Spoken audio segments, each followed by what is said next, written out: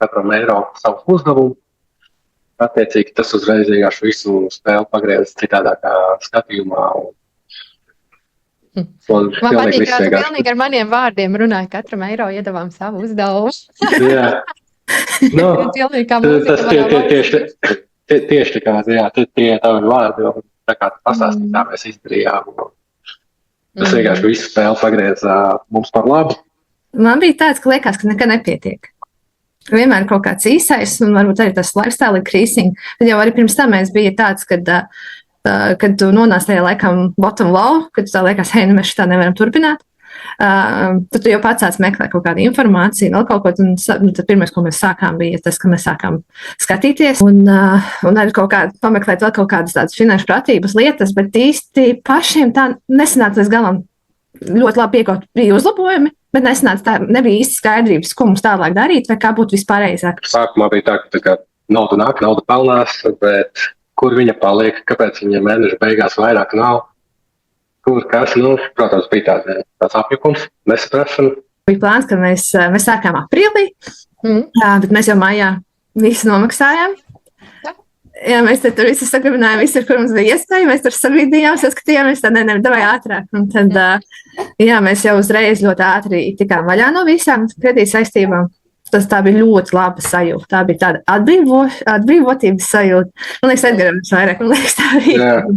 Jā, visu laiku ir bijusi tā sajūta, kā strādā, jāmaksā kredīts, tas ir atkarīgs no darba vietas, palielam. Kas katram bija kaut kāda tāda vērtīgākā doma, secinājums vai kaut kāda stratēģija, ko jūs no visu šitā procesa paņēmāt? Līdzekļu sadalīšana pa kontiem, tas bija viennozīmīgi vērtīgākais. Protams, arī kopējais konts pārtikai, arī ģeniāli. Principā no tā brīža viss sāka iet uz augšu.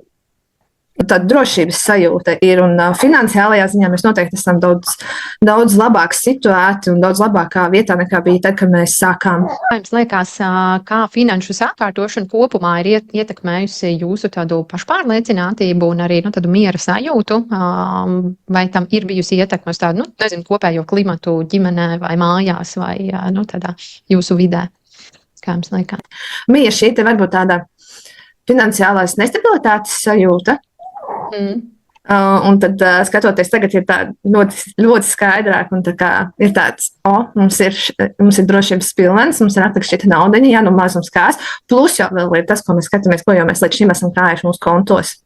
Man tā nav, man ir tā kā svarīgi, kurā kontā cik ir, bet Edgaram ir tā, ka viņam patīk pastīties tā kā kopsumu, kas ir kontā, un viņš tāds, ej, tu nost, ir domājies, skaties, mēs esam tik daudz jau sakrājuši, un tad ir tāds, ka viņš to tā pasniedz, tāds, jā, tiešām, jā, riktīgi forši, un jā, tā drošības sajūta, kā saproti, ka tu neesi nogriezis sev to prieku. Jā, liekas, ka tas ir vienkārši tāds ongoing, tas tu taisi kā savu habitu.